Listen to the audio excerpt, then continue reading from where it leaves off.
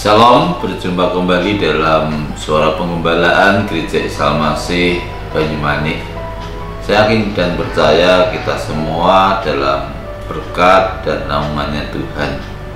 Saya yakin kita semua diberikan kekuatan, kesehatan itu semua karena anugerah Tuhan.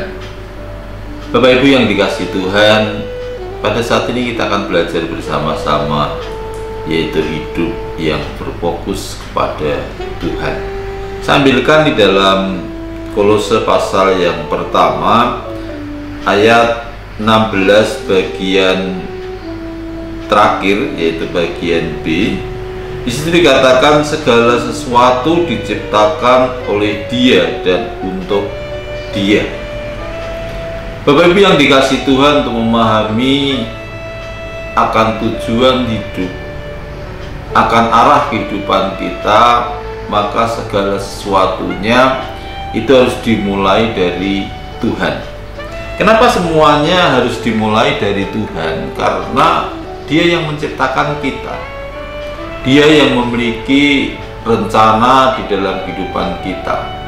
Maka pada saat kita memulai segala sesuatu itu dari Tuhan, maka kita niscaya akan tahu apa yang sebenarnya menjadi rancangan Tuhan atas kehidupan kita, apa yang menjadi tujuan Tuhan atas kehidupan kita.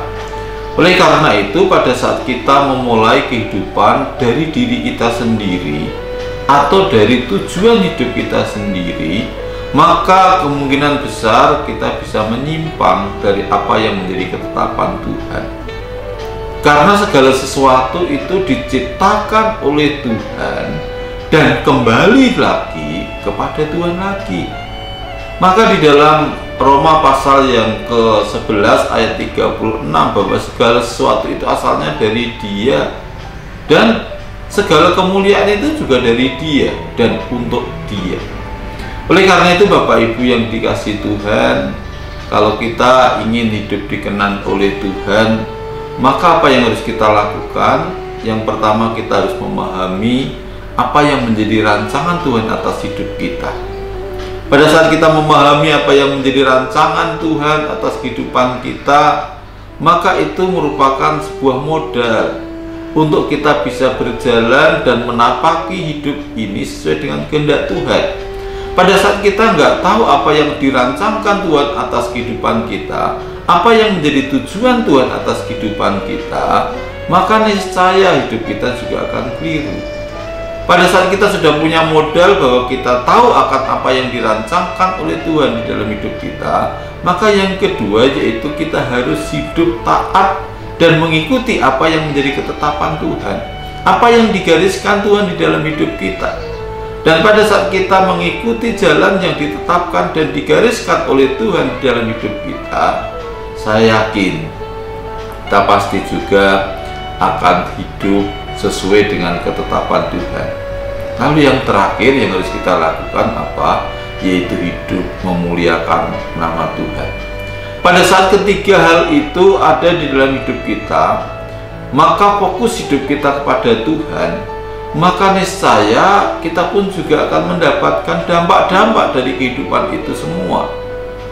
Yaitu hidup kita juga akan dipermuliakan oleh Tuhan, hidup kita juga akan diberkati oleh Tuhan, hidup kita juga akan dikenan oleh Tuhan. Dan pada saat kita hidup dikenan oleh Tuhan, maka apa yang dikatakan oleh Paulus, yaitu di dalam Filipi pasal yang pertama ayat 21, hidup adalah Kristus, mati adalah keuntungan. Kenapa keuntungan? Karena Tuhan memberikan jaminan atas kehidupan kita. Tuhan memberikan kemuliaannya buat setiap kita. Tuhan memberikan apa yang ditetapkannya buat setiap kita. Sehingga apa yang ditentukan Tuhan di dalam hidup kita, itu kita dapatkan di dalamnya. Sehingga kita bisa menikmati kehidupan ini dengan penuh sukacita. Bukan karena gak punya beban, tetapi karena Tuhan menolong, karena Tuhan menyertai dan Tuhan yang membimbing, dan hidup kita boleh dikenan dan diberkati oleh Tuhan. Selamat berjuang, hidup berfokus kepada Tuhan, bukan pada diri kita sendiri. Karena pada saat kita hidup berfokus pada diri sendiri, endingnya yaitu kekecewaan. Tetapi pada saat hidup fokusnya pada Tuhan, maka sekalipun kita dipanggil oleh Tuhan, maka kemuliaan Allah pun juga akan kita dapatkan, sukacita yang sejati pun juga kita akan dapatkan. Selamat berjuang, Tuhan Yesus memberkati. Amin.